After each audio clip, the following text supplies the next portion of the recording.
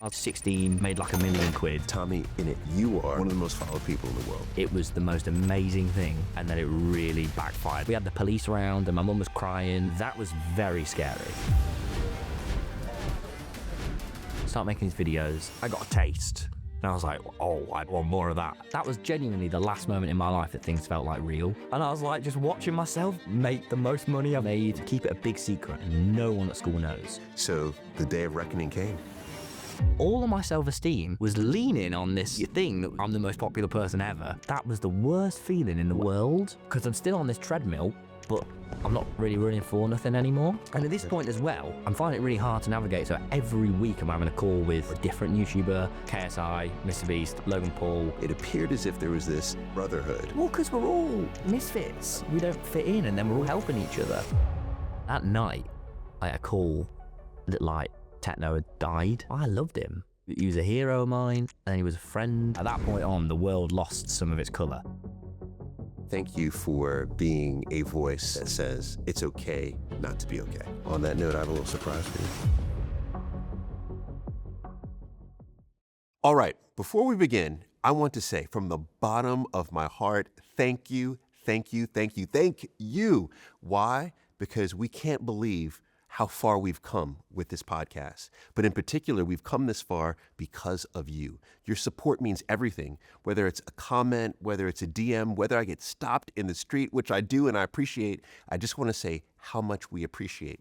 And if you have not yet subscribed, I want you to click the subscribe button or hit that bell icon.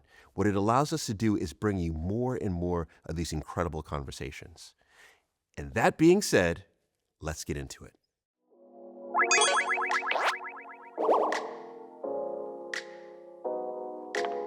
Come in and make yourself comfortable.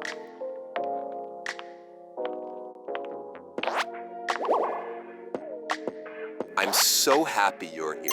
Where would you like to start?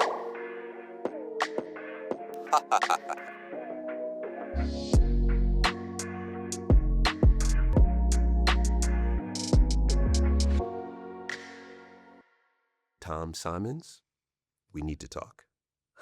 Ready? All right. So here's where I'd love to begin. You're internationally known, right? So how do you characterize the difference between British and, say, maybe American? Even in the commentary, do you notice a difference? Oh, massive. Oh, you do? Yeah, like British people are like funny always. Like some American people don't enjoy humor. Like everyone is English, even arsehole. Can I swear? On it? Absolutely. Even arseholes are like funny. No one doesn't have a sense of humor here. Everyone's up for a bit of that. Everyone has that really same sort of dry sense of humor. Like I had another American pal came over, and when we were together, we were like, "You're a dickhead," and we all know that's funny. And he was like, "Mate, why is everyone calling each other dickheads?" I was like, "Because it's funny." Because we all, it's sort of, it's so like, is brash the right word? I don't know. Whereas Americans are so much more communicative. And in such a way of like, they can handle a bit of confrontation. I can't, in a group setting, ever, if someone's annoyed me, and I don't think anyone in England can go, I didn't like that in the moment. Yes. We can all hold it in and then afterwards whinge about it for hours. But like, whereas Americans, like some of the stories I hear of Americans being like, hey man, I didn't like that. Can you stop? They go, oh, I'm sorry. I'm like, what? How do you even do? It's like, I feel like British people avoid awkwardness at all costs. It's like more than my own life would I avoid that. Yes. So, and I'm trying to figure out why this is, because to your point, I feel like in the States, we're very literal. Yeah. Very literal, right? We take things as it is, and that's the way it is. Yeah. But here, you're right, there's this ability to like kind of take the piss. Yeah. And that's a way of communication. I think it's because like, this happens to be a topic I've thought about loads, like, because it was so fascinating to me when I first went to like Los Angeles and was like, this is the same and so different. Mm-hmm. I think like, I don't know, but for me, from what I've seen in America and like American friends, like that culture is so much more about sort of success and the American dream and like getting to that number one, and we all deserve it and we all can get there if we work harder. Whereas England is much more about finding your place and fitting in and having a pint in a field, and not in a bad way, not in a put down, not in a don't follow your dreams way, just in a like, the world isn't about you, the world is about all of us. Whereas in America, it's almost like sort of the idea of like fame has like replaced religion now. You know what I mean? And it's so like everyone, if you're famous, is going to solve all your problems. I think that's very insightful, and it's taken me almost 7 years, of living here in England to just understand that point that you made. Yeah. And I completely agree. I think it's spot on. That is the primary difference between the two. Only child. Oh yeah. So being an only child, I hear, is a gift and a curse. Yeah. Yeah. Tell me about the gift and the curse. Well, the gift is I always have got what I want. The curse is I've always got what I want. So as I've gotten older, been in relationships and friendships and all these things. And then at 16, at 13, when I have all these dreams, I hope they come true. And then they all immediately came true. I was like, wow, I always get what I want. This is amazing. And that creates an arsehole. So I've had to I've had to put in all the effort I can to just not be a dickhead. Okay. When I feel like almost the foundations of a dickhead are like perfectly. You were raised to be a I literally was raised, mate. It's So mom was a teacher. Mum was a teacher, but before that, she was an actress and was on West End and on Coronation Street and like a massive, when there was only like 3 TV channels. So she's already been through the getting recognised and having stalkers and all of that. And then my dad was in video games. So it was like if you were like trying to like, if this was a game and you're trying to crossbreed a YouTuber, you get actor and nerd and literally creates a YouTuber. Yeah. So I've done a lot of research on children being influenced by their parents. And from what I've seen is literally 80% of the decision that a child makes to enter a career is based on the careers of their parents. Wow. That Yes. makes sense. And so when I look at, you were like, you were literally perfectly bred Yeah. for this. Yeah. So your father was not just a gamer, though. I understand. Didn't he create festival? Yeah. So my dad, So my dad did. He created this festival called Game City in Nottingham, which ran for 10 years. So I then met like some of the people who worked at Minecraft, and like every game that I go on to love, sort of grew up around that. And then he sort of turned it into an arcade that was in Nottingham, sort of an arcade museum experience thing. Okay. So I think that's where I probably developed my passion for like live events and stuff, and he just loved that to bits. And then my mum, she was an actress, and then she stopped doing that and became a teacher, and around when I was born. And so she was an English teacher and then moved on to work with like adults with disabilities, and I go and like volunteer with her there. I just love that to bits. What about friendships early on? Yeah. Did you feel like you were able to form those, or did you have a harder time doing that? No, I loved making friends. Yeah, not at all. I like had my best friend by about age like 8 or 9, who lived like 30 seconds away from me. He's still my best friend now, and we hang out like once, twice a week, all the time. But it's weird. It's only as I've gotten a bit, like I never felt lonely. I'm aware a lot of only children feel lonely. I didn't for a second. I had the best friends around me, the best support from my parents. Sort of, you couldn't ask for more really growing up. Yes. I really couldn't. That environment that you grew up in feels like a secure So secure. environment. And there's a lot of discussion around attachment styles. Yeah. And how, based on the attachment, if it's secure or unsecure, how we then go on a deviated path, right, throughout our life. And the more secure we are or we feel, the more risk we take. Yeah. And when I look at younger videos of you, you seem to be a very confident, like overly confident child. Yeah, oh yeah. So did you feel that? It's funny, I did. I felt really comfortable in my family and confident. And then I went to secondary school and that like stopped. I remember I've always really liked order and systems and understood how things work and sort of structure. And I went to like secondary school. I remember like my friends who were like my friends in juniors. I was like, hey, how you doing? And they were like sort of being a bit weirder to me because they were then speaking to the cooler kids. And I was like, oh. And so I sort of found myself much more socially anxious in secondary school. So then to be able to like all the things that I was like, people would disrespect, loving Minecraft and the things that were really intrinsically me and performing and stuff, then going online and finding a group that like you're almost sort of rewarded for that. And I would use sort of humor to get out of things. you know, if there was ever like a physical conflict, or like I never got into a fight, and I never got like bullied, but I got like taken the piss out of, you know, and had rough times. But like I'd sort of always, I found quite quickly if you joke your way out of it, it's a lot easier than, you know, doing anything else. So I do a lot of that. I know a lot of people fit in a lot less than me, so I hate to whinge about it, but like I didn't feel the most like I fit in. What about relationships, romantic relationships? Because by secondary, you know, many are thinking. Oh yeah, I was thinking, You were thinking. but I wasn't having. You weren't having. I had like one girlfriend in year 7, but we sort of just played Minecraft together, and that was a really lovely experience of like first. And we didn't even like hang out in person, but it was like I remember walking home from school with her, and that was like enough. And I had this sort of like perfect model of love from my parents, so I really knew what I was looking for. I can see, now that you're setting this context, I could see how the online world was this escape, Yeah, you know, but it was also this entry point to a community where you were accepted. absolutely. Yeah, yeah. Yeah. So when do you remember first? Because it was Channel Nutpig, and I love. I think at one point you said some people were calling it Chanel. That pissed me off, mate. Yeah, it did. Chanel. They were going, "You're right, Chanel Nutpig." I was like, "If you're gonna make fun of me, at least get the name right, man." So what was Channel Nutpig and what? Channel Nutpig. Channel Nutpig was my dad made the account because he did some comics as a joke for me called The Judging Frog, with many characters in, and Nutpig was one of the beloved characters in his comic book he made just for me, which was very sweet. I realise now, as I'm older, not every dad makes their son a comic book for their birthday each year. But so Nutpig was one of the characters. Was my favourite character. So he made my account. But Dad thought you had to put the word channel at the beginning, so I was Channel Nutpig. And then I made a couple of gaming videos on there, and was like, this is in year 7, so just before before the social hierarchy began, and before, you know, everyone's had really kicked into puberty.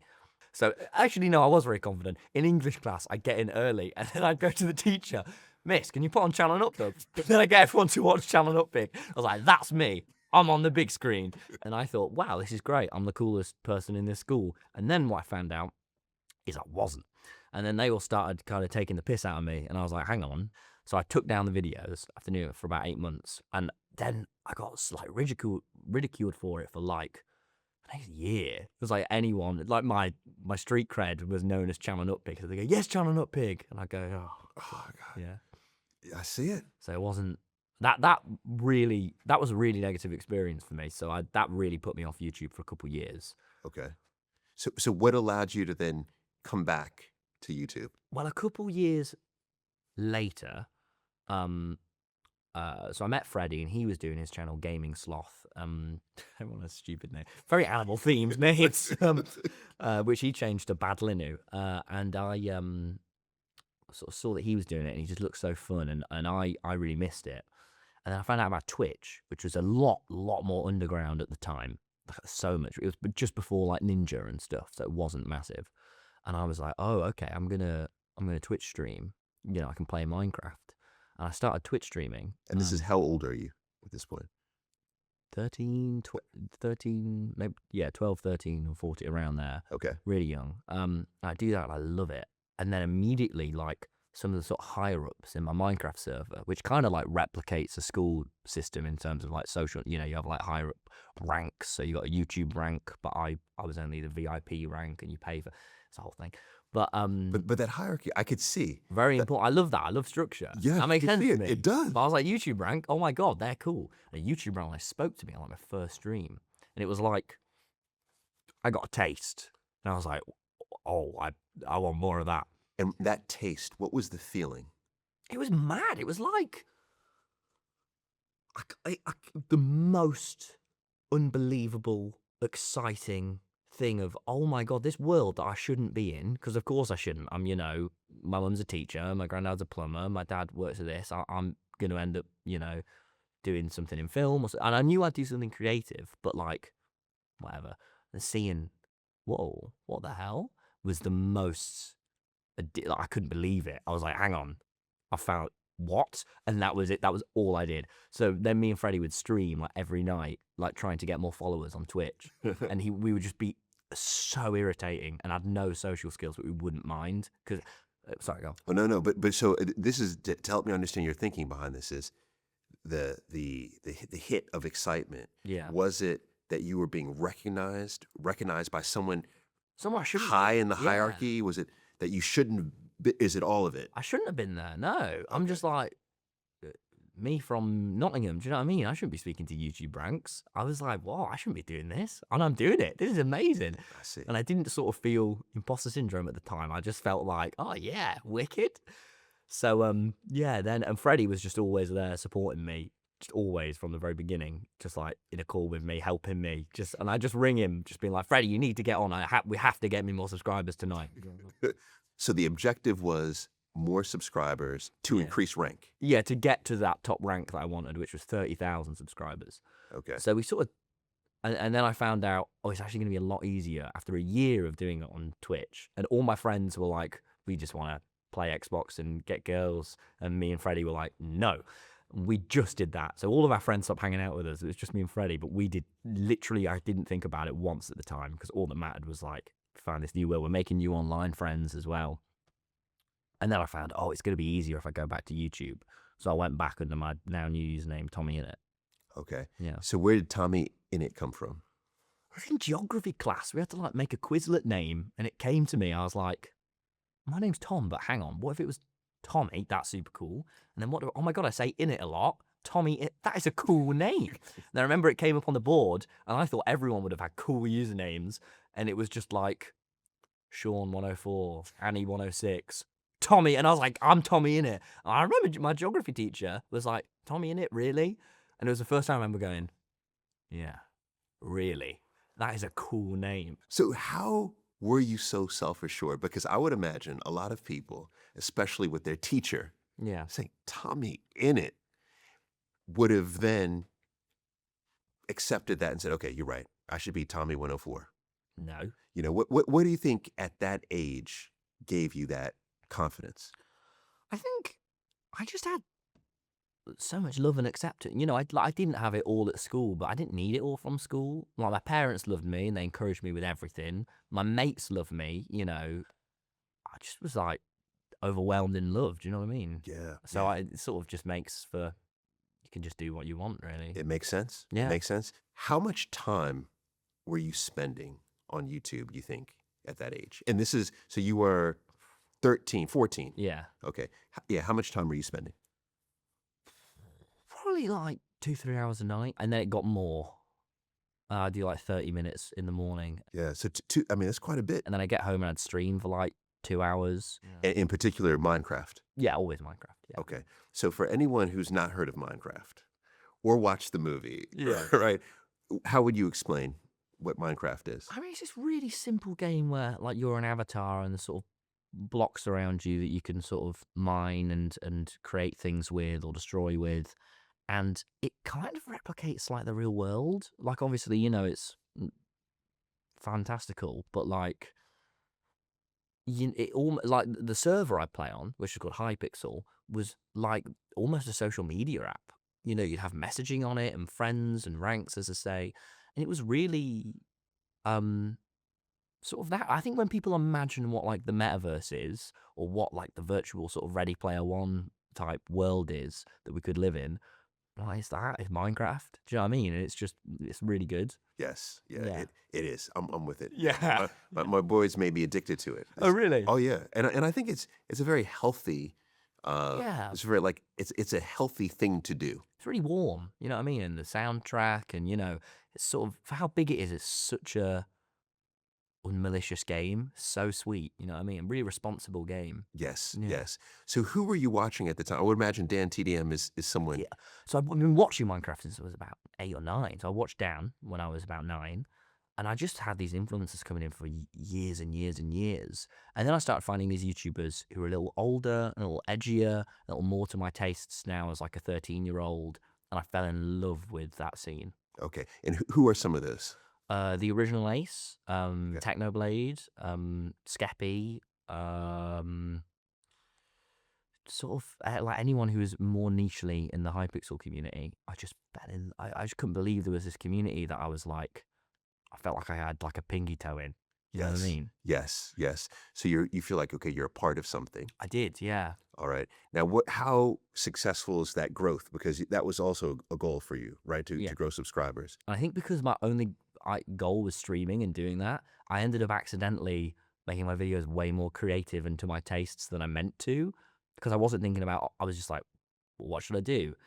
And even sometimes now I watch those first videos and I go, I'd love to like get to that completely creative, unfiltered place again where I'm just making what I think is good. Yes. Because they're so like, I think they hold up so well. They're like just me being me at the time. Yes. I mean, clearly, I mean, you've become one of the most followed, like literally one of the most followed people in the world. Wow. Right. Yeah. When you put it like that, fucking hell. Yeah. But you okay, can I run numbers? I mean, Yeah. you know these numbers better than I me. try and forget about it. YouTube 15.1 million Yeah. as of recording. Yeah. 15.1 million. That's on one channel. 5.32 million on another YouTube channel. TikTok 11.9 million. Yeah. X 4.2 million, and Instagram 3.1 million. You know, one of the most followed people in the world. Yeah. I guess. So I want to learn how you got to that. Yeah. And it seems like it started with this, to your point, this unfiltered, colorful, I'm just doing this Yeah. because this is coming from my heart. Yeah. Well, I think, thank you very much, by the way. And I did that. And then I'm starting to see people around me who have about 3,000 subs like blow up. I start copying them and getting, talking about like hacked clients, which will get you banned on a Minecraft server. So start sort of breaking the rules to try and get, I sort of diverge away from myself for a bit. And then on my favorite server, my community, I get banned for a month. Oh, wow. And I can't believe it. And right as I get banned, me and Freddie and my parents go to Wales. And I have this sit down. I'm really like annoyed, really sort of heartbroken. But I remember sitting down at this like lake, and it's just me and him in Wales. And I go, I really think this is serious, Fred. I really think I can do this. I think I've got what it takes. And Freddie's like, I believe in you. And I come home, and then I go, right, I'm just going to make a video for me then. I can't do literally anything. I'm going to make a video I just want to make. And I make this one called like the fastest clicking method, where it's just so weird and stupid. And then I guess like more views than anything I've done. And that's when I learned a valuable lesson. Okay, cool. Be myself, because that works better than anything. So what was your vision at that point? I just wanted like YouTube rank. I just wanted that little symbol that I've like made it. That's all I wanted. Interesting. And it was just the rank like that. Yeah, it's just a little name on Hypixel instead of like, it just says YouTube TommyInnit instead of TommyInnit. I was like, that is the most important thing in the world to me, because it felt like the first thing that was like a dream, but I could achieve it. Yes. It was almost impossible, but it wasn't.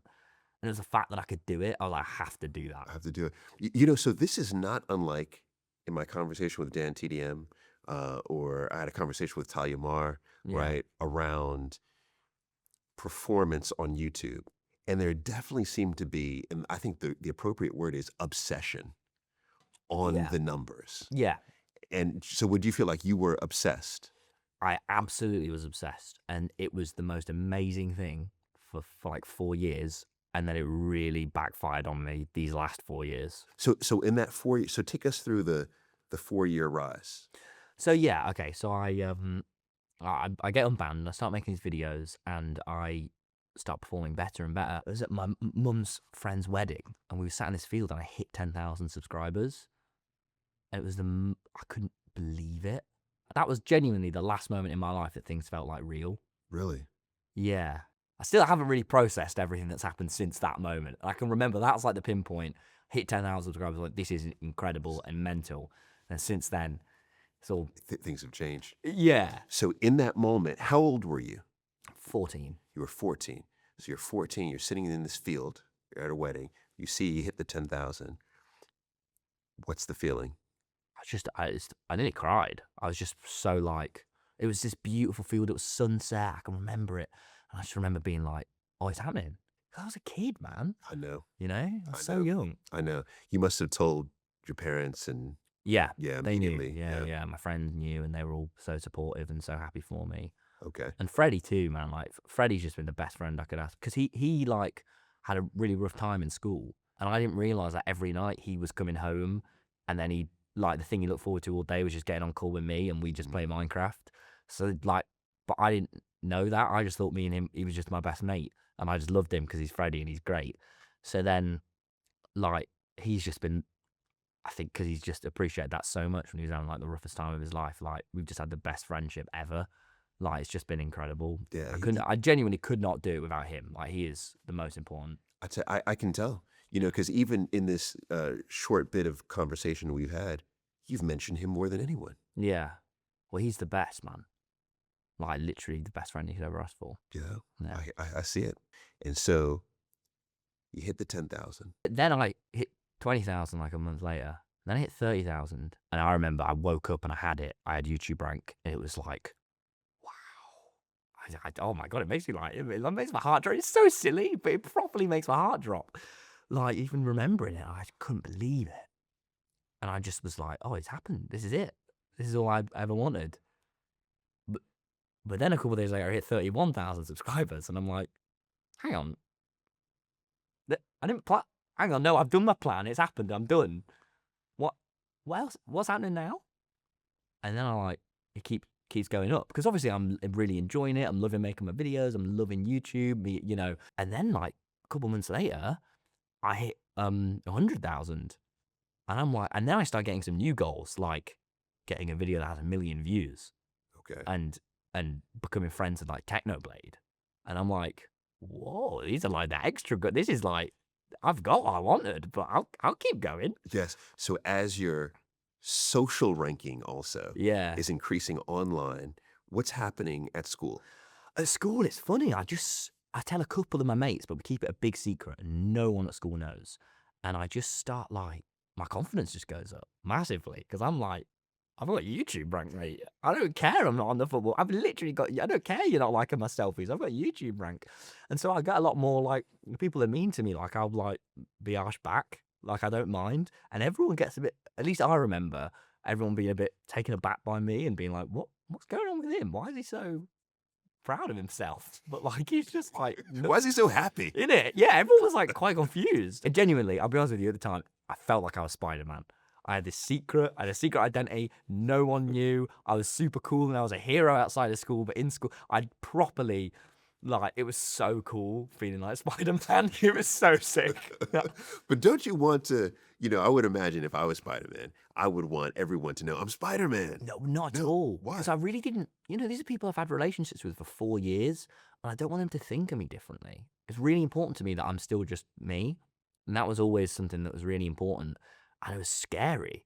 Would they, like, try and beat me up? Would they, like, and I was really, really, as much as it was fun, I was, like, really scared about what would happen in school. I wasn't, like, having nightmares, but I was scared. You were scared. But why were you scared of being beat up for being successful? Well, I didn't know if people would be like, Minecraft, that's not cool, we're going to do that. But I just didn't, there's so much that was unknown that could happen, and I didn't want all the attention at school. I loved it online, but in person, it's very different. I didn't want that. Okay, interesting. So the day of reckoning came.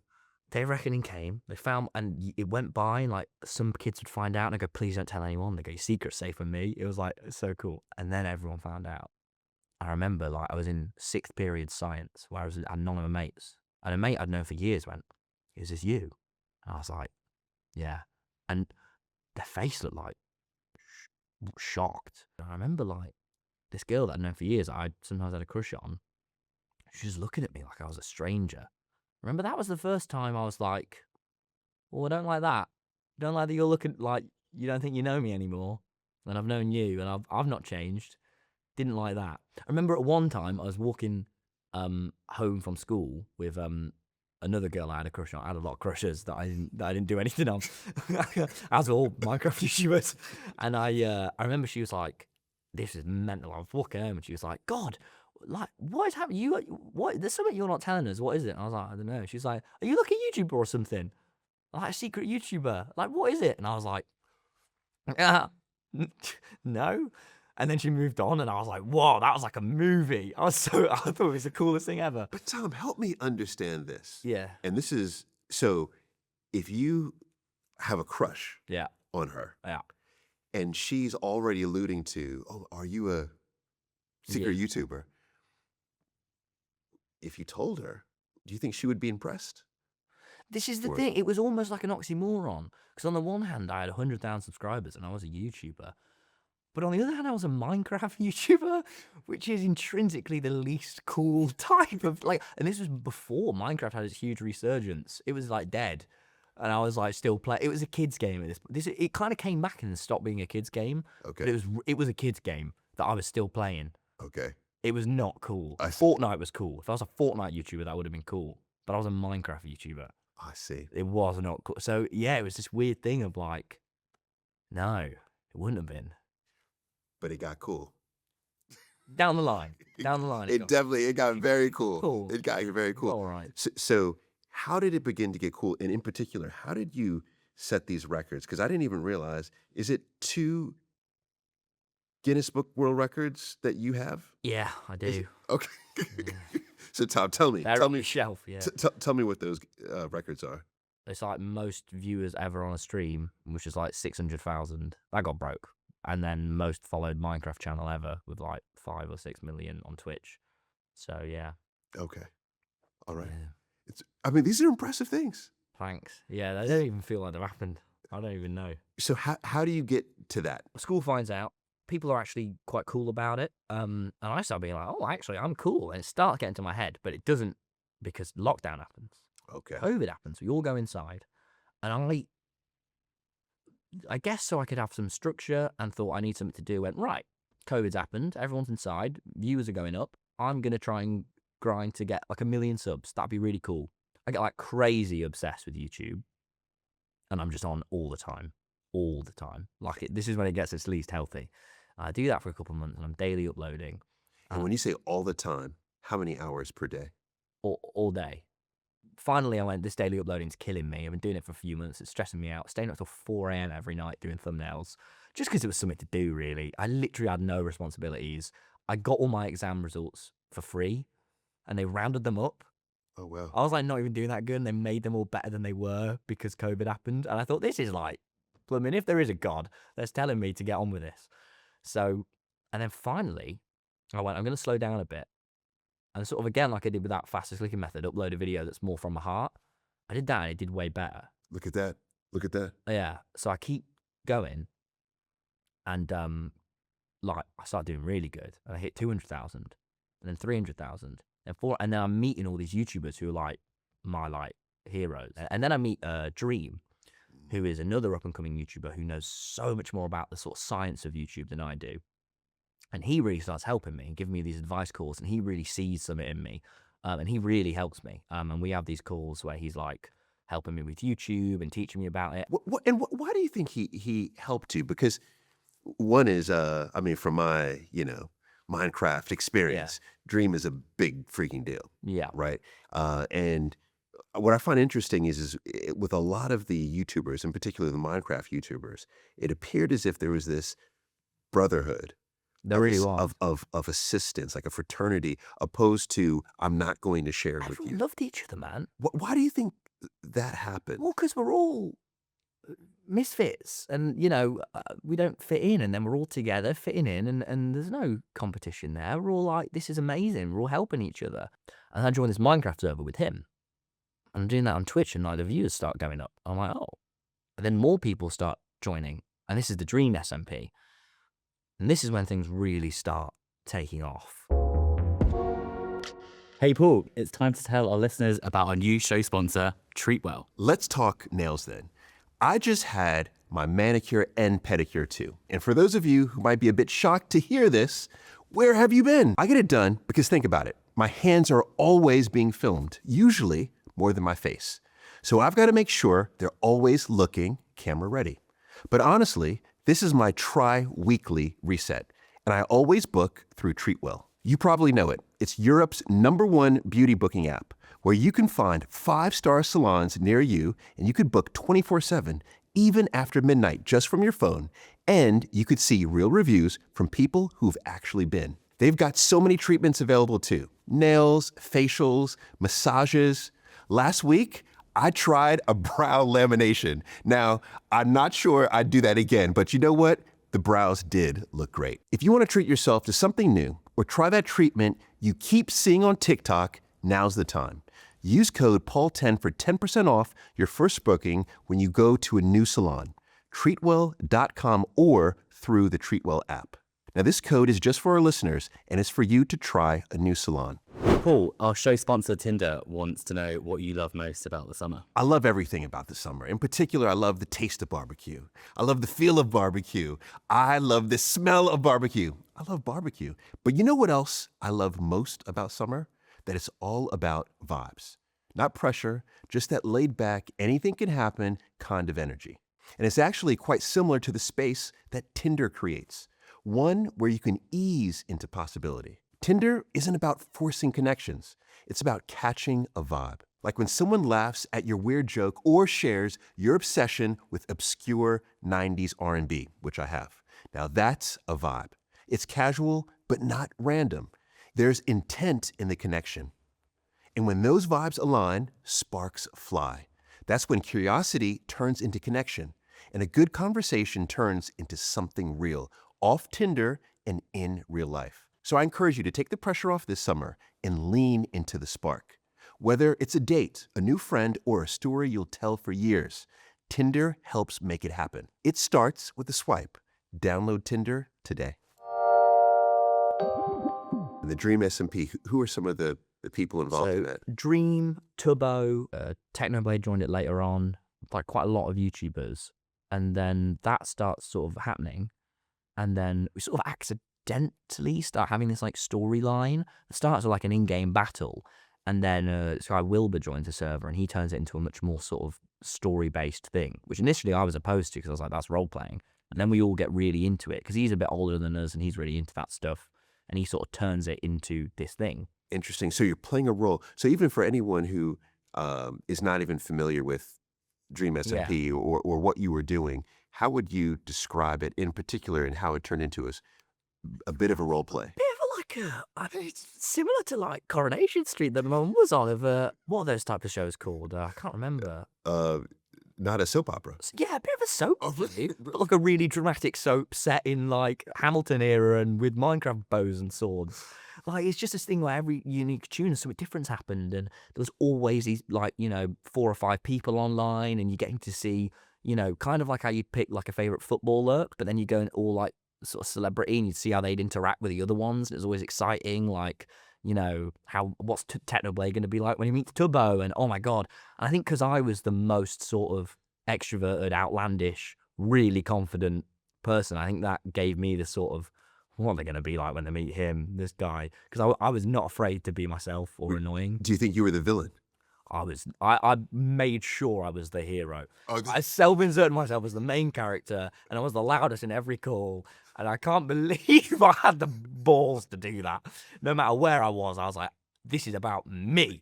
Because I get things what I want, and I'm a goodie. And I get really annoyed if people start thinking with value. And no, I'm the goodie. I know I am because I'm me. Did you, and I'm curious, did you all do like prep calls? Yeah. Oh, yeah. you did, to discuss? Yeah, we'd have like a little list of bullet points of this is what's going to happen today. And we had like 100,000 live viewers and like 8 bullet point notes of Tubbo gets annoyed. Tom shouts back. It was like so crap. But to that point though is so people understand you had how many live viewers for this? So at this point I had 100,000 live viewers, but in tandem to the sort of story that's going on there, I made a couple other videos where people could really see, oh my god, I'm a kid who's like all of his dreams are coming true, and all I was so happy. And I just exuded like the most joy you could ever. Even I watch back those videos and I'm like, I'm so happy. And like in a time where everyone is inside and has been for months and is fucking miserable, there's this kid who isn't miserable. Not only is he not miserable, he's over the moon and grateful for every second. I think it was a very contagious energy. I think that was another big factor that just made everyone like really connect with me, is you could just see how much I was like exuding all this light and like, oh my God, this is the best. Yes. So what were some of the top numbers for live viewership at that time? So yeah, I started going back to college and I was getting about 100,000 viewers on every stream and like a couple million views on videos. And I'd hit my 1 million view video and I was getting 2-3 million views a video. I mean, we have to stop for a second though. I mean, think about that. That's more than many television shows Yeah. today, you know? I didn't think about all it felt like for me was, do you remember when I hit 10,000 subs? Yes. Felt like that had gone up. I did not take it in until I started going to college, and I was pretty not the most socially apt person. And I'd be walking to college, and someone would go, "You're TommyInnit," and I go,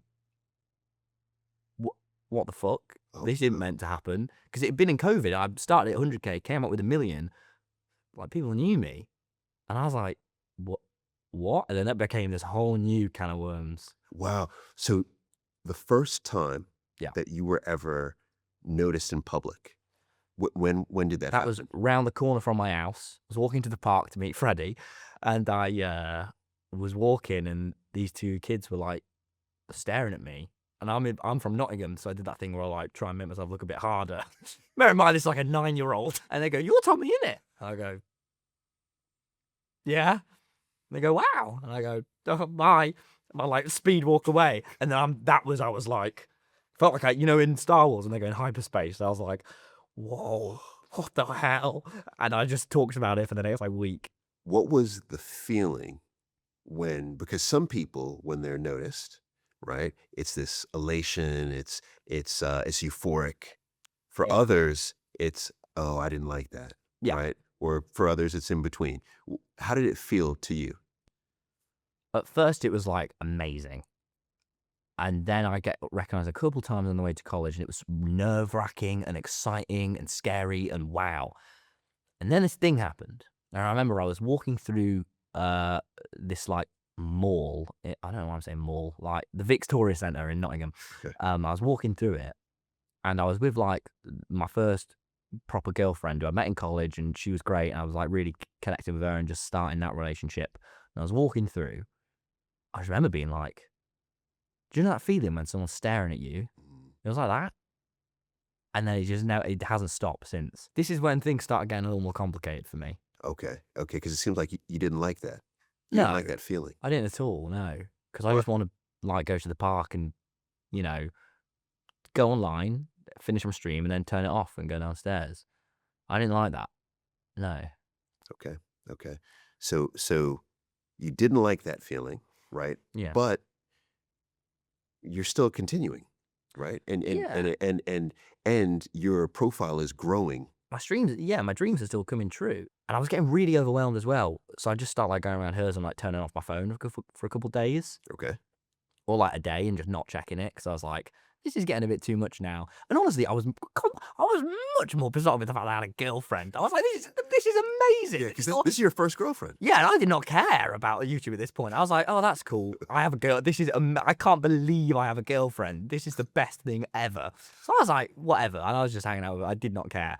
And then I remember I checked my YouTube studio. I was like, I wonder how that mod video I did. And then it got usually get 2 million views, and it had 5 in 2 days. And I was like, that's a lot more. And on the streams, we came to the big sort of end of our lore. Like the first arc, it was called Lore, like the story. And it was like the first sort of big arc. And I went live. I remember our stream, it was this big stream. And I looked over and I was like, I have 600,000 viewers right now. Like 600,000 actual people watching. And I was like, watching. And I was like, that's weird. I was like, I'm not going to, that's a lot. And I was like that. And I remember at one point in the stream, I was like, by the way, if anyone has your free Twitch Prime sub, go ahead and use it. And then the whole chat was subs. And I was just watching myself make the most money I've made. I was just staring at it like that. It's probably fine. I won't think about that. It's incredible. And also, can we talk about the money too? Because yeah, sure. Because you're talking about you're beginning to monetize. Oh yeah, I made a bit at school. Now, can you disclose how much or the range? Yeah, it was initially a couple grand, which is mental when you're 15. I was like, that's wicked. Yes. And then I was 16, and I'd made more than that. And then I was like, look at this, Mum. She's like, what the fuck? And probably about since that point forward, I went, this is weird. I'm not going to think about money anymore. And I just stopped thinking about it because it stressed me out. Really? Yeah, I didn't like it. So you're not thinking, if I get this many views, I make this much money. Well, I wanted views, but not the money. Attention is awesome. I love attention. I didn't want money because it's stressful. I just didn't like it because I was like, well, I've already got everything I need. I've got my parents, I've got my dogs, I've got my mates, I've got the new phone. I didn't like it. So it just stressed me out because I was like, I shouldn't have this. This is weird. Like, people work. I shouldn't have this. Just have a, So I just ignored it. But really, I didn't. So at this point, I was like 16. I'd like made like £1 million, and I was like, that's a bit weird, isn't it? but what? Okay, help me understand this. You're 16. Yeah. You've made £1 million Yeah. at 16. Many 16-year-olds would say, okay, I love this. I'm going to go buy a Lamborghini. I'm going to go do this. But it seems to like it Even was now, I don't like. I think the most important thing for me was that I don't lose my identity, and so yeah, So from a lifestyle perspective, it sounds like at 16, making all that money, you didn't change your lifestyle. not at all. It remained the same. So then talk to me about this, I guess, massive leapfrog moment where, Well, yeah. So I you had hit the millions. I started getting recognised a lot now. I started doing videos with the sidemen who are a very different demographic to me, and I collaborate with anyone and everyone because it's a sideman. I was so excited to meet them. Yes. But then I get like people who weren't my viewers but knew me. This is when I started being like more widely, I guess, famous, which is a pretentious word to use, but like people hollering at me and go, yes, TommyInnit. People who I wouldn't speak to in school, who wouldn't be my friends, were coming up to me. So I got getting really anxious now in public. I was like, I really hate this. I remember being at college and having to go home early because I was just like spinning out. So my address was public. I didn't know this now, but my mum told me only like a couple of months ago, like some lads like showed up to the house and were like, where's TommyInnit? We're going to beat him up. Like outside our house. I slept through it. But like, like we were getting mail of like pedos and that. And, like, Really? yeah, because like our address was public. Some people who love me, so, like, we were getting like everything. My parents protected me from all of this. The only thing I saw was when I'd stream. So like we had the police around and my mum was crying and they were like, okay, we're going to, like, if you want, when we stream, we'll be on watch. And I was like, what do you mean you'll be at what? And it just became this thing. And I was like, I just wanted YouTube rank. I didn't mean to cause all this fuss. I'm sorry. I just felt really bad. I was like, I'm sorry. I didn't mean to do none of this. I just wanted to play Minecraft. And help me understand, because when you're doxxed like that, right, I would imagine there's ill intent. Yeah, they're trying to like get attention. And ultimately, all that happened, if you're in America, is much scarier because they can send a SWAT team and people with guns can like bust down. And I've heard some horror stories from my friends that I'm so lucky. I feel for them so much. I'm so lucky it didn't happen to me. What happened to me was basically people just used Deliveroo to send unpaid food to my house. And I got some free milkshakes one time from a delivery driver that felt bad. That's all that happened. But in the time, you're thinking, what's going to happen next? Exactly. And that was very scary. And I remember like staying up till 4 a.m., staring out the window, thinking I'm going to see someone in my garden. And also, it seems as if you were unaware of exactly what was happening. So your parents were bearing the brunt of the stress around that. Yeah. So now that you've talked to them in hindsight, did they tell you about how they were even feeling? Yeah, they were spun out. They were scared and they were freaked. And they were also freaked out about the money stuff and all of it. And like, how do you parent a kid that's now, well, at this point, I was more famous than my mum was. And she was like, how do we do this? And they did an amazing job because I still had a relatively normal childhood. Even after that stuff happened, my mum would be like, you can't just deliver an order whenever you want. You'll spoil it. You know, you can spend your money, but don't. Right. Like, they would never stop me from anything, but they go, don't be a knobhead. And that was enough for me to go on. Don't be a knobhead. Yeah. And then I, and it was really transparent with them. And I just go around my girlfriend's house loads because I was like, this is spinning me out a bit. And then, from then to July, I got to 10 million subscribers. Goodness. And it would be every month I'd be in the car with my mum and we'd be taking the dogs out to the field and I'd go, oh, mum, I'm on 7 million now. I've gone up 1 million. She'd go, all right. Okay, yeah. That was it. Like, it just became normal. It was like weird. And I make another new channel that I start doing vlogs on. And that does blooming, it's like the fastest channel ever to hit 1 million. It was in like a day or something. And then I was like doing that. And I was having a great time because we were out of COVID. And I was like, let's just do some mad shit. So we went skydiving and had a water park to ourselves. Oh my gosh.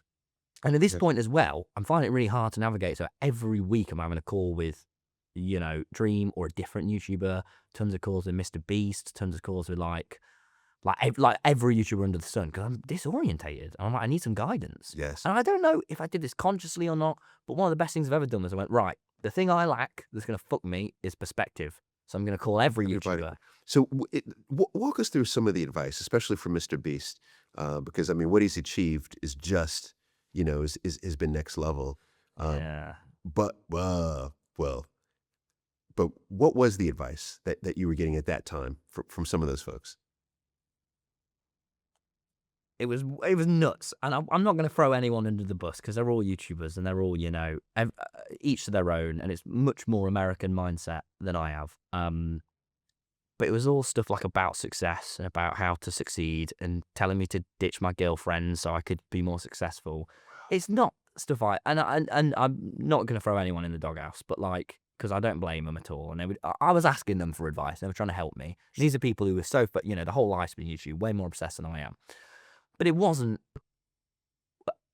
If I'm ever in the position where there's younger YouTubers coming in, who I can help, I will absolutely do it, and I'll give all my time I can to give them the advice and knowledge and stuff I've got over the years. Because it was just very, success, grind now, relax later. It was actually only when I had my friend like Wilbur be like, don't do that. I see it. Right. Yeah. So I'm lucky I had lots of guidance. I should have just spoke to my parents more, really, in hindsight, because they caught, and I do now all the time. But yeah, and it was just saying stuff like, hire one of your mates for $2,000 to do all your chores for you so you can just focus on the grind. And it was all this stuff that honestly kind of gave me this a superior sense of self that really would come to start ungrounding me. And I think that laid its seeds for what was to come. Let me ask you something. When was the last time you really thought about how you love? Not who, but how. Most of us don't. We're moving fast, doing life, hoping love just shows up and sticks. But that's not how real connection works. So I've created something different. It's called Love Better, and I'm taking it on tour. A live experience for anyone who wants to build deeper, more meaningful connection. We'll unpack the lessons from the couples you've seen me coach. I'll share stories I've never told on camera, and you'll walk away with tools you could use right away. This isn't a show you just sit back and watch. It's a night of honesty, insight, music, and connection designed to make you walk away with something real. Come solo, bring a partner, bring your crew, everyone's welcome. But seats are limited, and they will go. Tickets are on sale right now at livenation.co.uk. I can't wait to see you there. So then, if we're back to that 10 million zone, but that's only, what is that, only 3 years ago? 17. Yeah, that's 2021. That feels like a lifetime ago, man. It's only 3 to 4 years ago. Yeah. And then I start I stretch myself too thin, and COVID starts ending and my views start going down. And I go from getting 20 million views a video to 10. But let me tell you, that was the worst feeling in the world. And that was when because I realize now, all of my self-esteem and all my confidence was sort of leaning on this thing that was, I'm the most popular person ever who's ever been this age. And you sort of take that out from me, and it went. It properly went. So getting 10 million views a video instead of 20, and it stopped going, it'd been going up for a year. Since 10,000 subs, it had been going up. Then it's not going down. And even just the idea that it was going down, Right. I think I was really, really spun out for years. And it's sort of around the time I went on Logan Paul's podcast, I remember I started thinking, well, I'm shit. And that didn't leave. Kind of still hasn't, some could say, but it's starting to. But that really privately started being a battle I was going through. Okay. And this is when, in almost the identical way of in Hypixel when I wasn't getting enough views, I started losing myself quite a lot. Quite a lot. Yeah. We're going to go there if Cool. you're willing. I'm willing. It start to dip. You start to feel crap in yourself. But do you try to overcompensate? Yeah. Because so much of YouTube is based on superstition, because you never really know why this is happening. So I start if I post a TikTok and it gets like 8 million views instead of 10 million, I like delete it out of shame. One time I was live and I dipped under 200,000 live viewers. I went to 190,000. I ended stream out of embarrassment because I was like, that's so bad. I delete tweets that get like 250,000 likes because I don't get 300,000. That's interesting. At this point, a lot of my friends join this organization called Misfits. And so they go over to America. I start feeling really quite isolated because they're in LA having the most amazing time. And I'm in Nottingham and we've built this new little office for like a couple grand. I'm in there. I actually don't realize it at the time because I needed my setup out my bedroom. But I'm starting feeling quite isolated. In July, me and my first girlfriend break up, and I have a fun summer of discovering drinking and, you know, being single. But like, ultimately, it spins me out, you know, because I'm way less happy than I was when I was with her. Yes. And I'm stretched myself a bit too thin with these vlogs, and I'm starting to be less in it. And all my dreams have come true. Then my last dream is 10 million, and I've made friends with everyone I could ever dream of being friends with. And then it's like, well, what now? Because I'm still on this treadmill, so I'm running really quick, but I'm not really running for nothing anymore. This is when things get a bit difficult. So I go, right, you know, in January of 2022, I find a little place in Brighton, and within like a week at 17, I moved to Brighton by myself. So I have a load of other YouTuber friends here. So I go move to live with them to sort of get that sense of belonging. This was a bad idea. Because all these things that you know now I'm a bit older, like the importance of family and the importance of love and friendship and nature and dogs, that are so simple, and home cooked meals. I didn't know. So I move out and I spend a couple months like, I can't hang out with anyone past 10 p.m. because I'm not 18, so I can't go to bars. So I just sit in this like lonely apartment in a skyscraper, like alone, like every night, listening to music, like miserable. But at least I'm really happy I'm in this city, but it's like weird. And I'm around the city and I start getting recognised all like 30 times when I'm outside. Like it's a lot. And I'm just like, I don't even know what to do.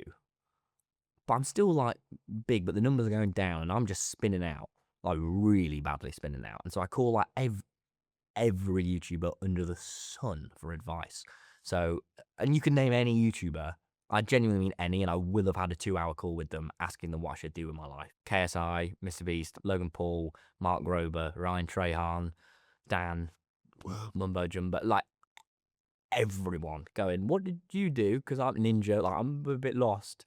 And they, funnily enough, I actually got the best life advice from Logan Paul, which is like one of the most ironic things in my life. But like, he was really wise. What did he say? He was just like, career's a really long thing, you know, prioritize your happiness, don't attach your worth to numbers. And I was like, that's amazing. But yeah, that's easier said than done. Exactly. In theory, it definitely Yeah. works. So I started doing all this, and I do my first merch drop, which is that then sets me up even more for life than I thought I could be set up for. So I'm very happy about that. And then I do that on my 18th birthday. I turn 18. I start meeting some more friends in Brighton. Start being a bit more like normal. I go to VidCon in America. I go to Los Angeles for the first time with my dad. And we're having an amazing time. I go to VidCon and we do this live panel. And I go on stage and there's like 3,000 people in front of me screaming at me. And I'm like, oh, you're all real people. And you're my people. You're the people I would hang out with in school, and you're here. And that was one of the most mind-blowing things ever. And I fly back from America after just meeting 3,000 people. I remember the whole like 12-hour flight back from LA. I'm sat like that, like my audiences. It properly changes my life and my outlook. And like that night, I had a call from Dream, poor Dream, had to break the news to me that like Techno had died. He got diagnosed with cancer in the end of 2021. And that was like, yeah. What did he mean to you? Techno. I loved him.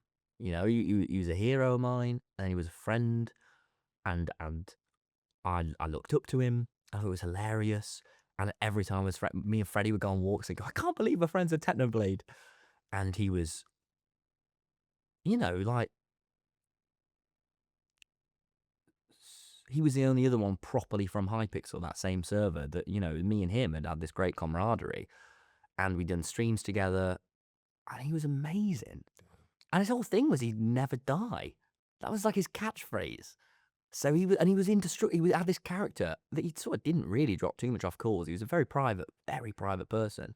But like, he never died. And then he did. And that was like, you know, we're talking about colourful in my videos. Like, at that point on, the world lost some of its colour. Like, I was just... It put me in the real world. Yes. And that... God, did I like not being in that world for the longest time. So was he the first person that you would say that you were close to who had passed away? Yeah. Like a granddad, but not someone who isn't at that age that you're expecting to pass away. Exactly. You know, a few years ago, my best friend passed away. Fuck, sorry. And thank you. It's one of those where people will say, well, did you process that? It's like, I'm continuing to process it. Yeah. It doesn't stop. It doesn't. It just continues. Yeah, and then I have to break the news to a couple of other of his friends and my friends who are all devastated. And then the morning of my show, Techno, the audience find out. And I mean, what a day. That was the most day of my life. The most, like, so I go into the show and I'm there. I'm at the Brighton Dome and we're rehearsing, and there's every YouTuber, you know, Dan's there. Dan's in the show, Jacksepticeye, all the YouTubers are there, and I just have to, and my parents, and I have to take a minute to go to the dressing room, and I just lose it, just crying my eyes out. My parents come.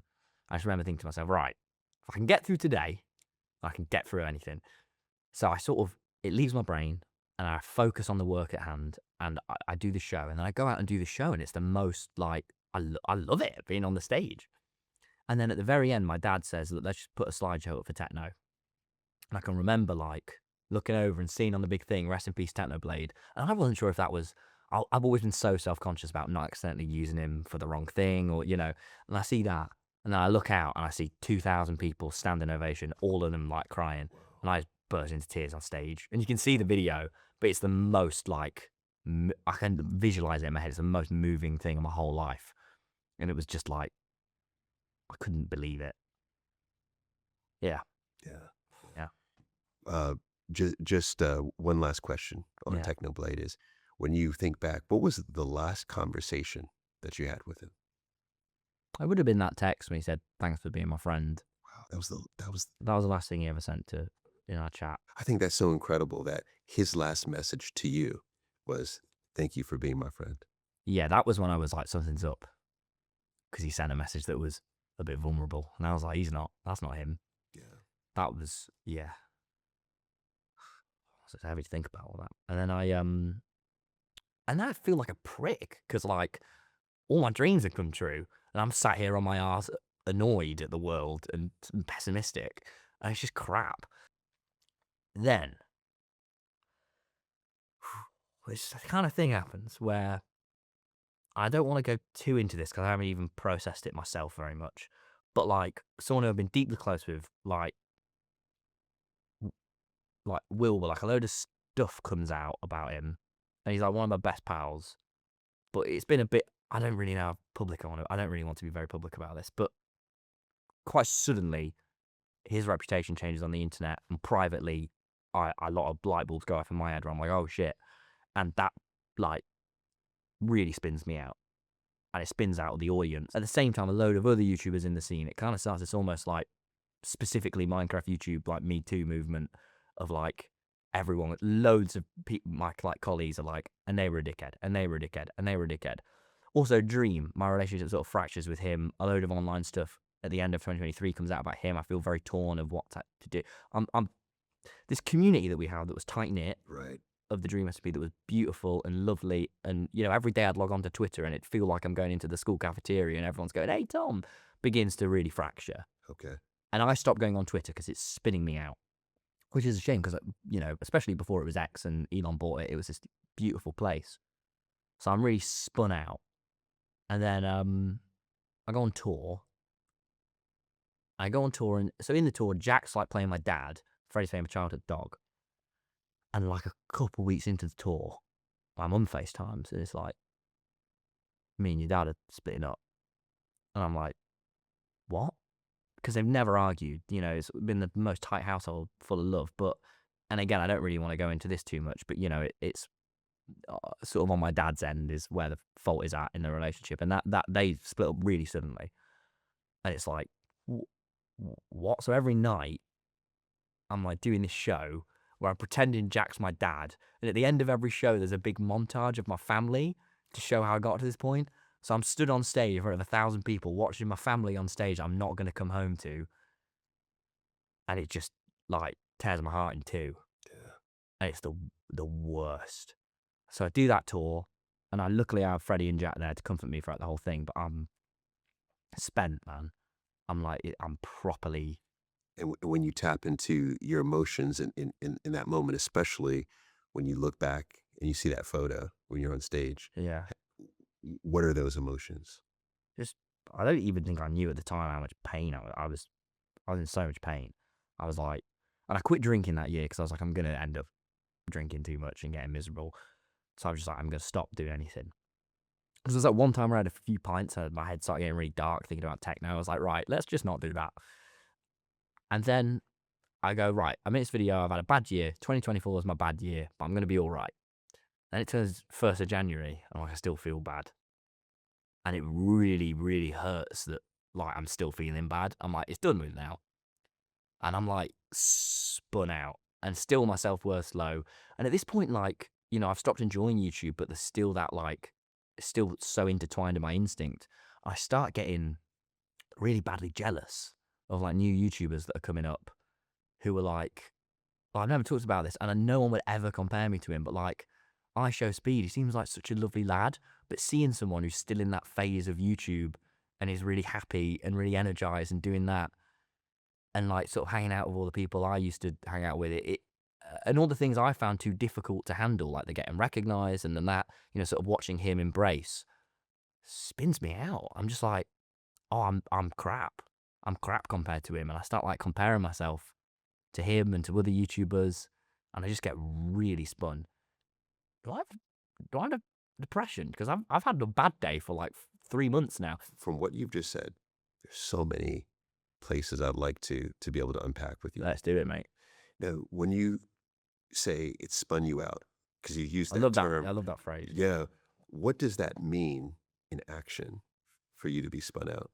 I guess it's losing sight of yourself and your needs and what's truly important to you. And it's, I think, sort of,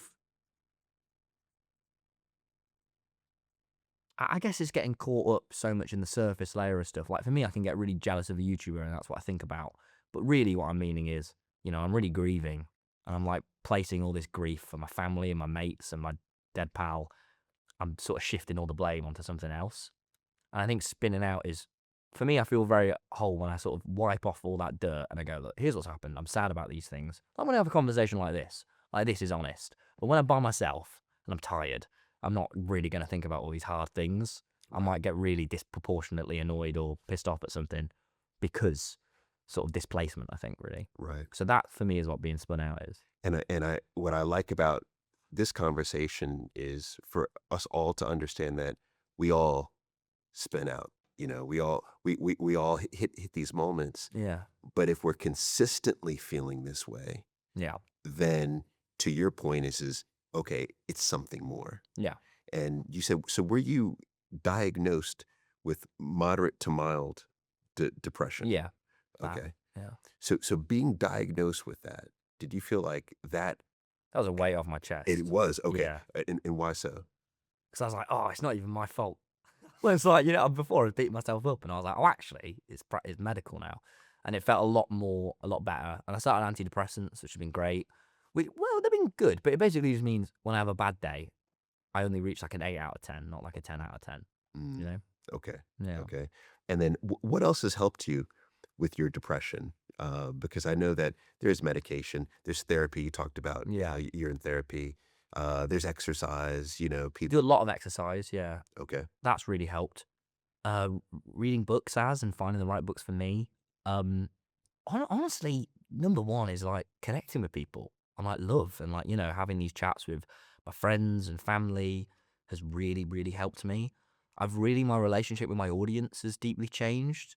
Like in reading the Bruce Springsteen books, you know, and him from a time where there's no internet, there's no numbers, it's a connection between you and people, has really, and doing these tours and understanding the people and making slowly more and more videos that are more vulnerable and about mental health. And like when you're lonely, you feel like you're the only one that feels like that. Yeah. And then you put it out there. It was really scary. And I sometimes think, you know, compromisingly vulnerable to put myself in that. But I got to this relationship with the internet where I didn't check anything. I didn't go online at all. And yeah, that sort of expressing that to my audience. Because I think what a lot of YouTubers do, which is because YouTube is for young people, like you have an audience of, you know, 5 to 21-year-olds, and then you kind of lose your audience and get the next wave of 5 to 21-year-olds. So I've really made an effort to those people who were watching me 5 years ago, connect with them and prioritize them. And, you know, that's became such a special relationship to me, and one I hold, I think about it so much. Yes. And even though obviously, because they all have jobs now and that, like there's so much less of them, but that's they're the most important to me. And obviously anyone's welcome to get into me, and I learned that from Springsteen, who has a relationship with his audience that spans 30, 40 years. And I want that. Yeah. I want these people to, this became just deeply, deeply important to me.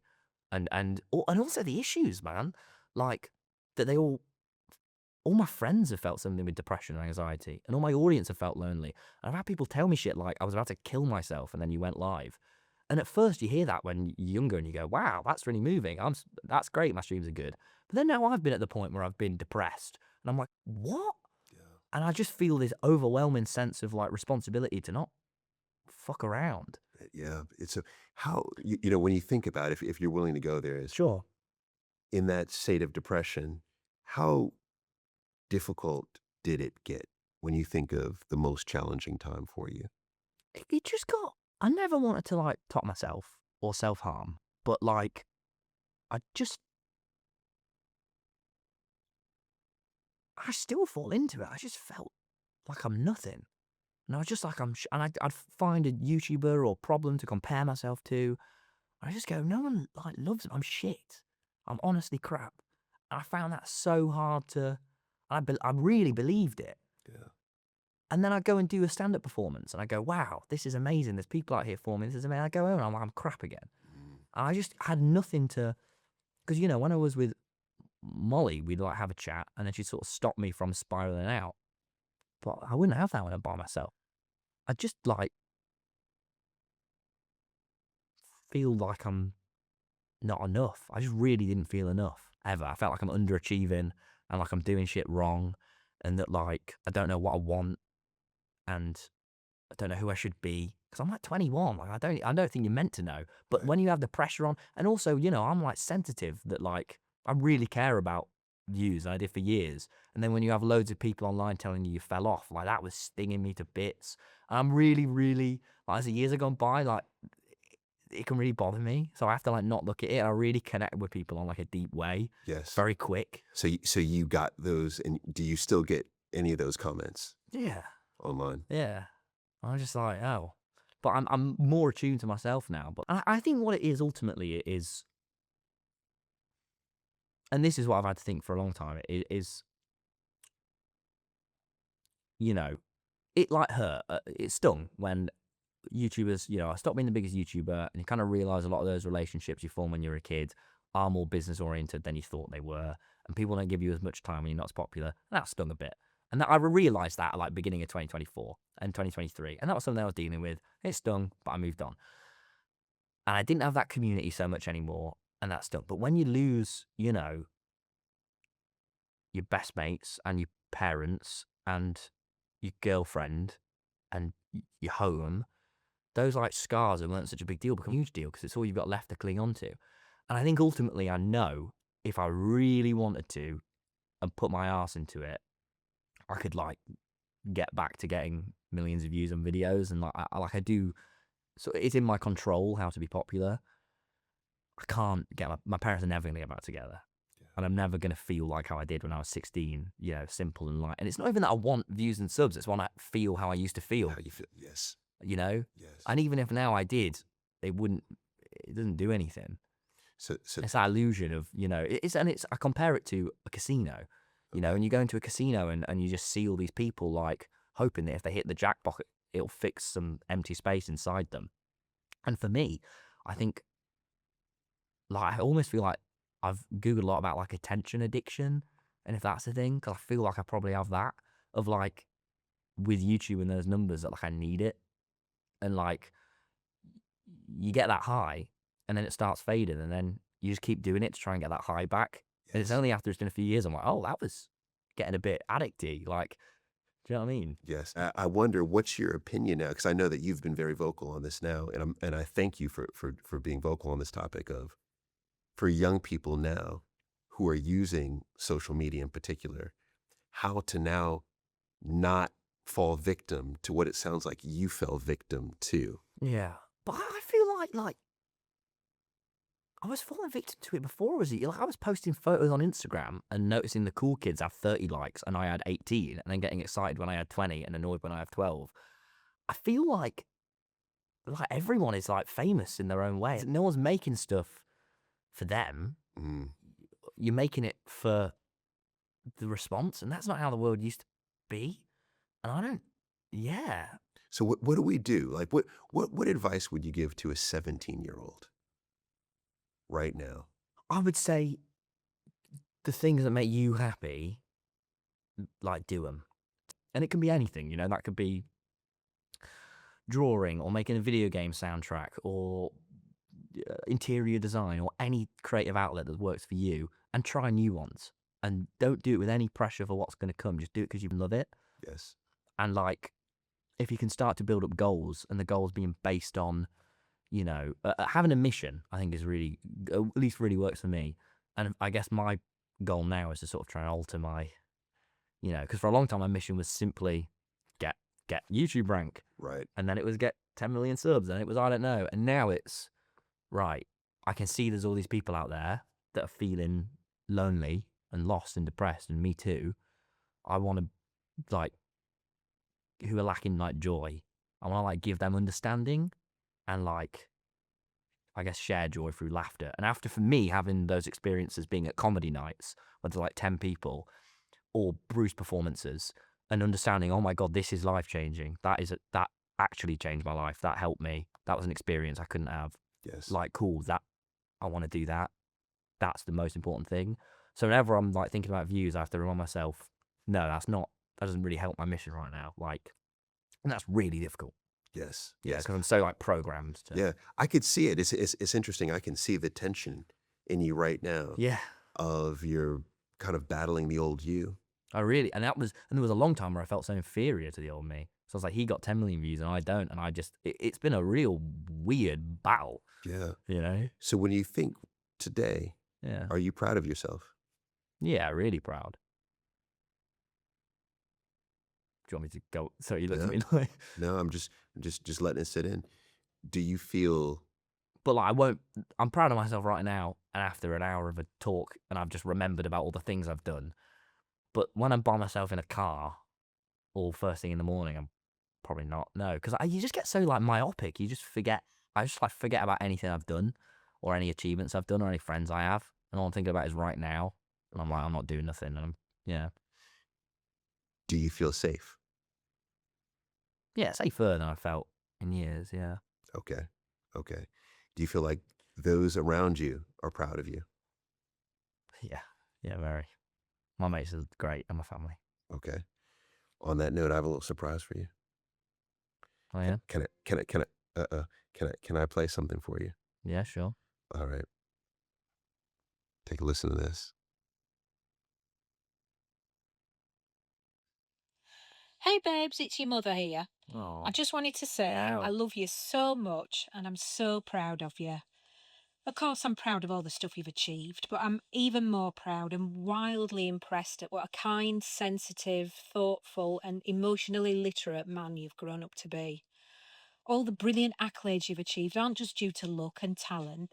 It's the focus and the hard work and the authenticity that's super duper impressive. And I think that calm self acceptance is one of the reasons that you're so accepting of other people and you're so interested in learning about other people and their lives. It's a lovely mix of empathy and curiosity. I feel these hard times have brought us even closer and even more open in how we communicate and secure that we can disagree too. I'm so proud that you're becoming a positive role model for young men and how the way you are, your thoughtfulness, your vulnerability, your kindness is leading by example. You cut through a lot of the noise and all that bullshit and you speak to your generation. I love you, babes, you big daft twat. Oh, thanks, Mum. Oh, wow.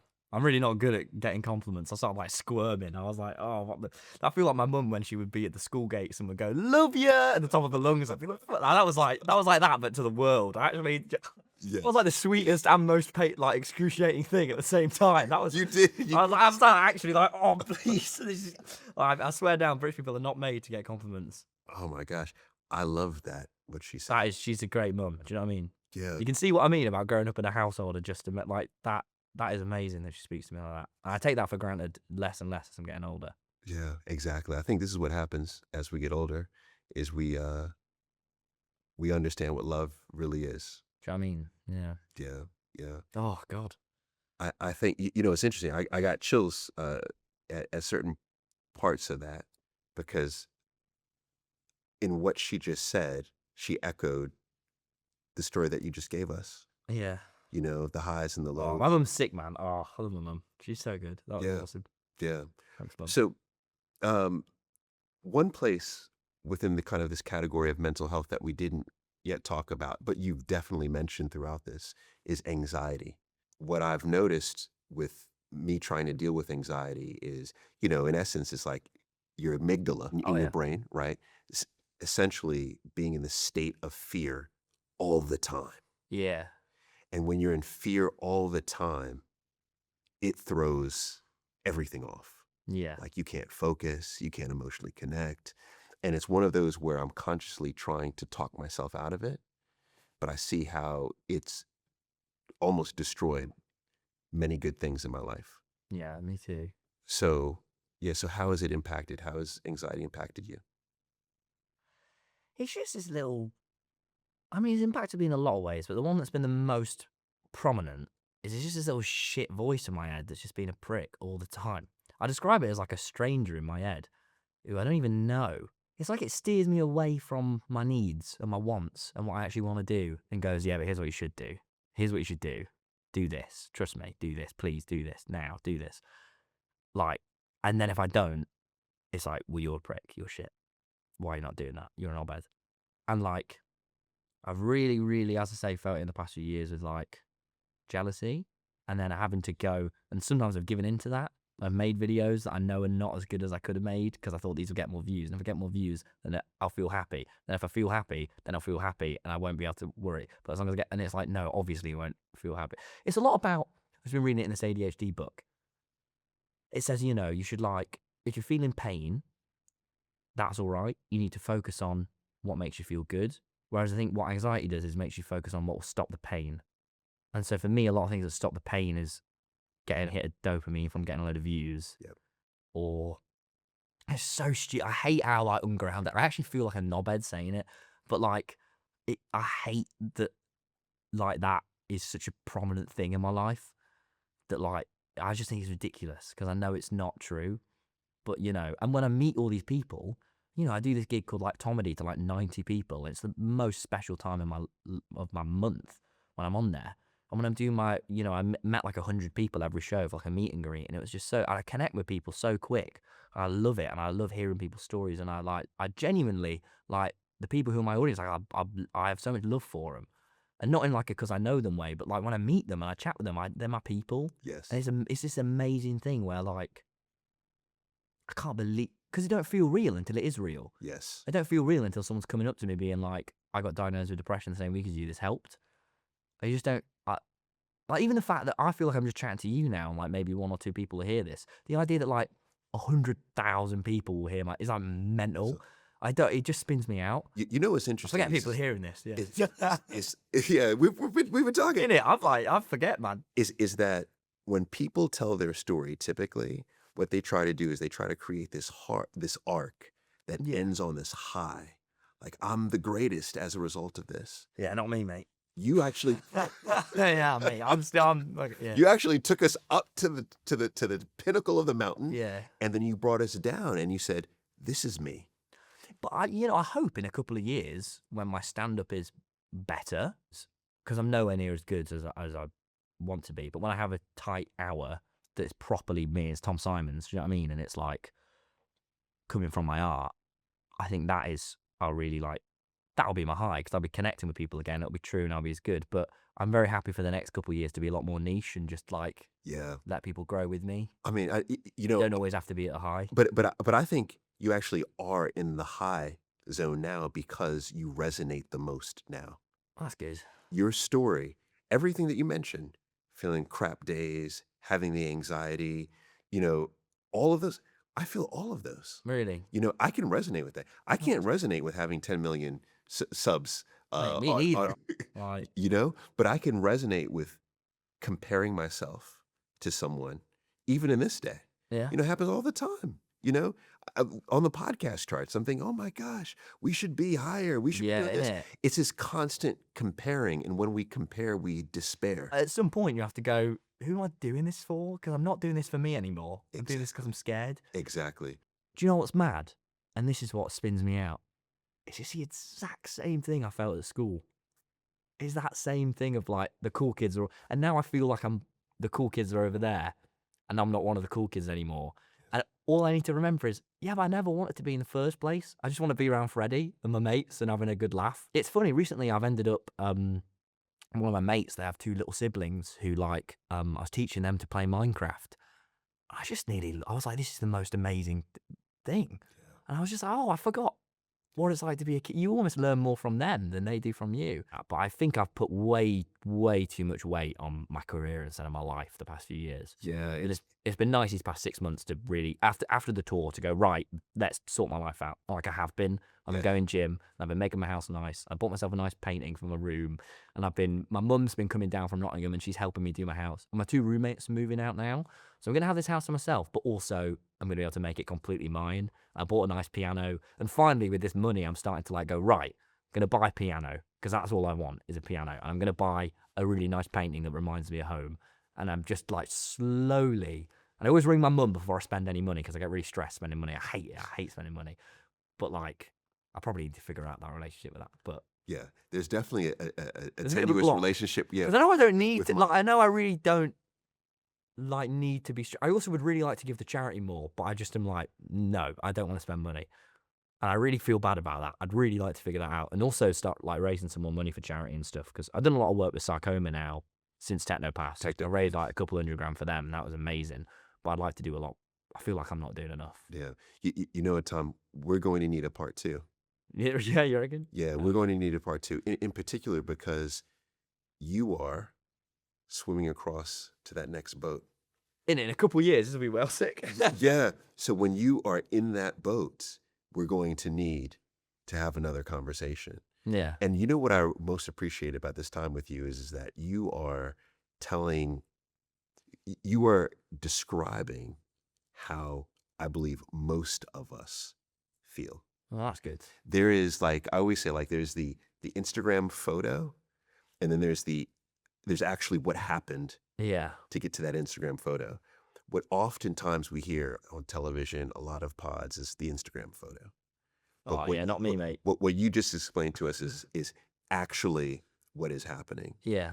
And Thank you. there's a final question I have, but one more before the final. Yeah. And it's funny. Sorry. Oh, no, please. But I literally chat like this with anyone. I was in LA before my LA show, and these two viewers came up to me, and they were like, "Oh, we love your podcast and your videos." And I was chatting with them. I just chatted with them for an hour and a half. I just told them all this as well, because they just were asking about, and I asked about them, and they told me all about them. But I love connecting with people, and I do it. This is what my mate said to me the other day: is that I'm so good at doing it so deeply, so quick. But I think it's because I'm all right being vulnerable around people. I have no. Because I think comedy teaches you to embrace your vulnerabilities. Yes. And I've gotten a lot better at that. So I'm happy just being open. Yes. I sort of love it. It's very empowering once you decide I'm going to be open about everything.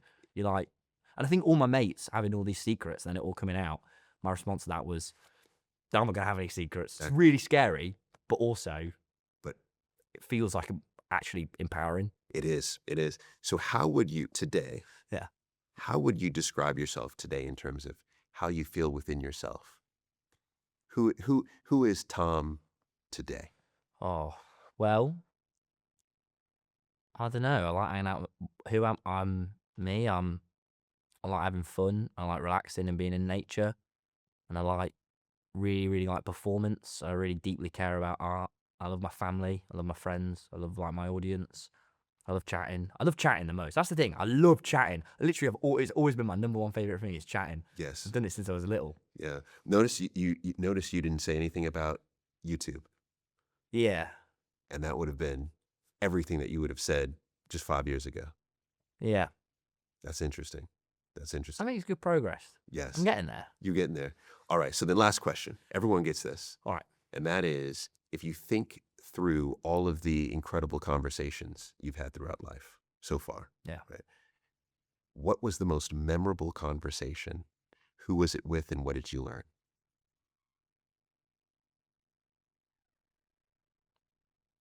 Probably like sat next to Freddie by that river in Wales. That was the best one, I think. Or after I did my Palladium show, like me and my ex-partner Molly, we just sat and chatted. And what in that conversation, say with Molly after the Palladium gig, what was your lesson? What did you take away from that? Just like, and same with Freddie really, and same with like, you know, I've been like seeing someone else and I've had lots of chats with them now, and you just go, oh yeah, this is what's important. Like this, you know, Yes. people, human, love. It's love at the end of the day. Love is number one.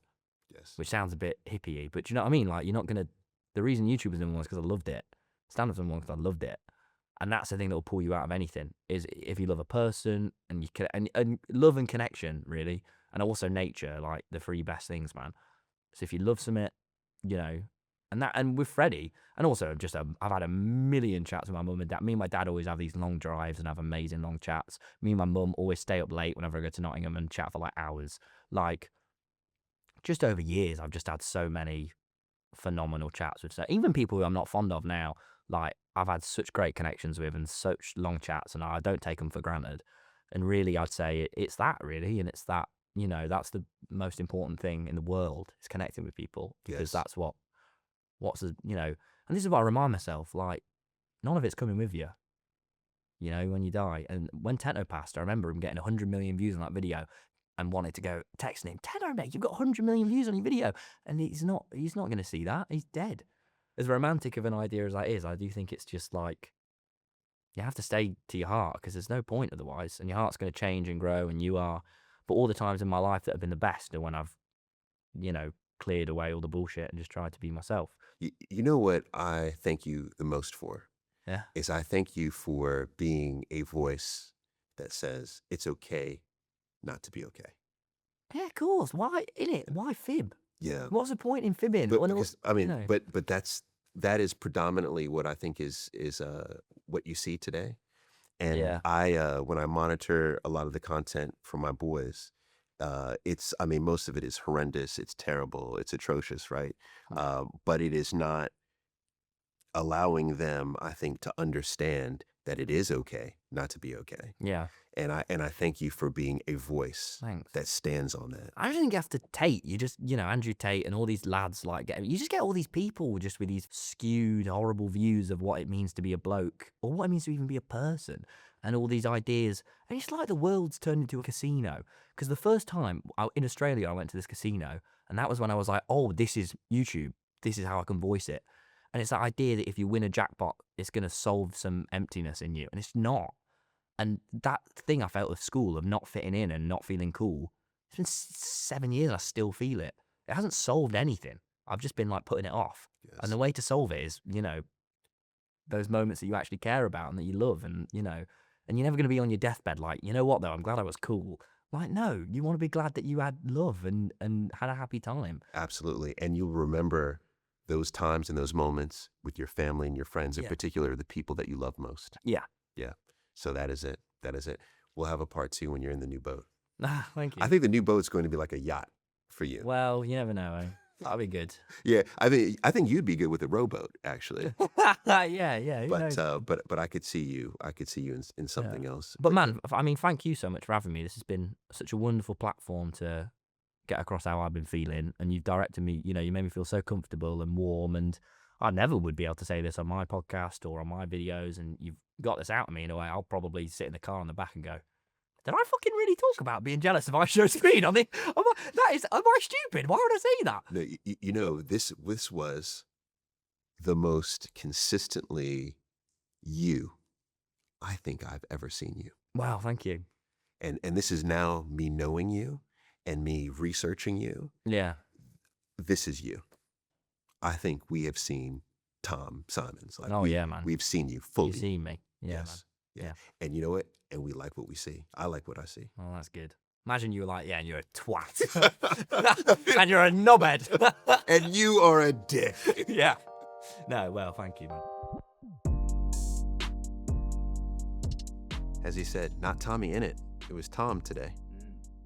I know that among my sons and their friends, that kind of gossip of who's done what on the Dream SMP is of high importance to them. That was a question that they wanted me to ask. I thought Tom was quite respectful about some of the controversies facing some of the other YouTubers, but it's clear that he has distanced himself from those and doesn't have any friendships, it appears, among that group anymore. I love Tom's vulnerability. What I see time and time again from reading about comedians is how comedy is born from a place of pain, place of trauma. And this is, I think, what's happening with Tom. I think Tom will be an incredible comedian. Not just because I think he's a funny guy, right? Just naturally funny, but because he's committed to being vulnerable about life. And that's what we want from our comedians. You know, I think we want to see a reflection of life through their experience. And that's what Tom is providing. Where do you think TommyInnit will be in 21 years' time? In 21 years, oh my gosh. He'll only be 40. He'll be 42 years old. I don't know where TommyInnit will be in 21 years, but my hope is that he's happy.